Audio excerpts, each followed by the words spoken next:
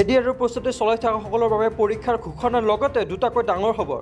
ইতিমধ্যে আপোনালোকক জনাইছোঁ যে এডিআৰৰ আছাম ডাইৰী ৰিক্ৰুটমেণ্টৰ কাৰণে দুটা ডাঙৰ খবৰ ওলাইছে। কি এই ডাঙৰ খবৰ আমি জানি লোৱা আহক। অসমৰ মুখ্যমন্ত্ৰী মতে এডিআৰত 3টা ভাগত পৰীক্ষা অনুষ্ঠিত হ'ব।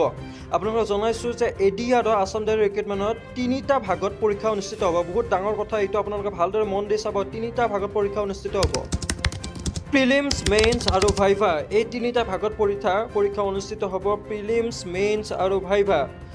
এই ফাৰ্ষ্ট আপোনালোকৰ প্ৰিলিমছ হ'ব, প্ৰিলিমছত পাছ কৰাৰ পাছতহে আপোনালোকৰ মেইনছ হ'ব, মেইনছ পাছ কৰাৰ পাছত আপোনালোকৰ ভাইভা হ'ব, তাৰ পাছতহে আপোনালোকক চিলেকশ্যন কৰা হ'ব। বহুত ডাঙৰ গুৰুত্বপূৰ্ণ কুৱেশ্যন হৈ গৈছে এইটো যে আমাৰ আগতে আছিল অকল MCQ বেষ্ট পৰীক্ষা আছিল, OMR চিটত পৰীক্ষা দিলে আমাৰ হৈ যায়, তাৰপিছত ভাইভা আহিল, তাৰপাছত এইবাৰ আহি গ'ল প্ৰিলিমছত পাছ কৰিব লাগিব, তাৰপিছত মেইনছত পাছ কৰিব লাগিব, তাৰপিছত ভাইভা, তাৰপিছতহে আপোনালোকৰ selection.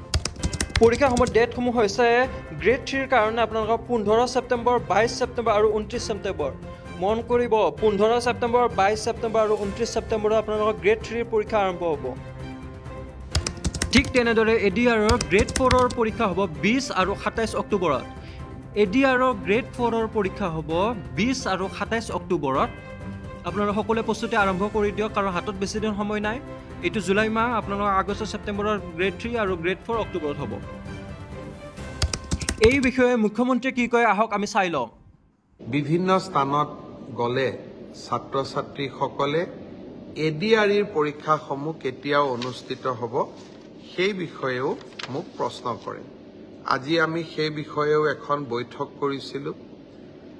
এডিআৰিৰ Assam direct recruitment examination, যাক আমি চমুকৈ এডিআৰি বুলি কওঁ, এডিআৰিৰ গ্ৰেড 3 পোষ্টসমূহৰ পৰীক্ষা 15, 22 আৰু 29 ছেপ্টেম্বৰত অনুষ্ঠিত হ'ব।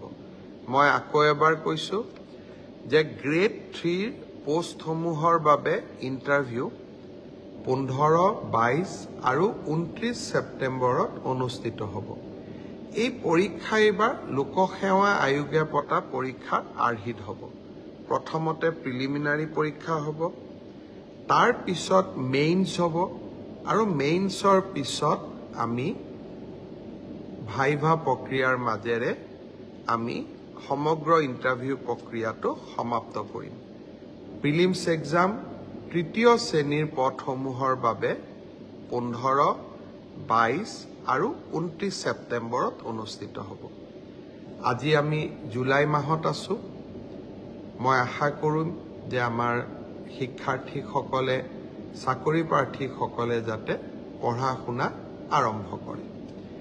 ঠিক সেইধৰণে 4ৰ্থ শ্ৰেণীৰ বাবেও আমি একেটাই ব্যৱস্থা হাতত ল'ম।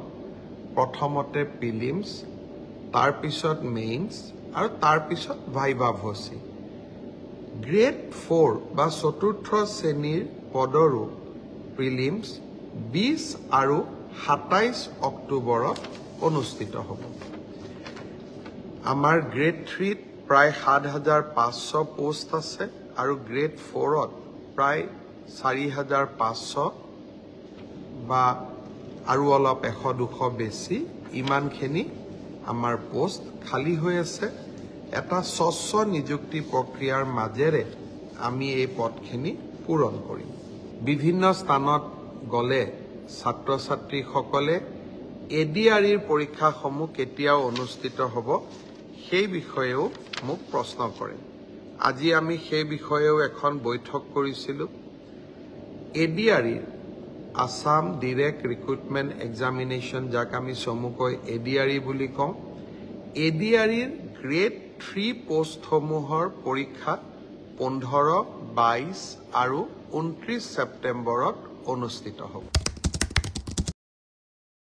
ভিডিঅ'টো আপোনালোকে সকলোৱে শ্বেয়াৰ কৰি দিয়ক, যাতে সকলো ছাত্ৰ ছাত্ৰীয়ে সাজু হৈ পৰে। এই নিউজটো যাতে সকলো ছাত্ৰ ছাত্ৰীলৈ যায়, আপোনালোকে সকলোৱে যাতে সাজু হৈ পৰে। আপোনালোকৰ হাতত বেছি দিন নাই আৰু মাত্ৰ 60টামান দিন বা 50টামান দিন আছে। আপোনালোকে সকলোৱে সাজু হৈ পৰক, কাৰণ বহুত এইবাৰ টাফ হ'ব, বহুতখিনি কঠিন হ'ব এইবাৰ পৰীক্ষা। আপোনালোকে সকলোৱে সাজু হৈ পৰক। তো ভিডিঅ'টো ভাল লাগিলে লাইক কৰিব আৰু শ্বেয়াৰ কৰিব আৰু ছাবস্ক্ৰাইব কৰি থৈ দিব।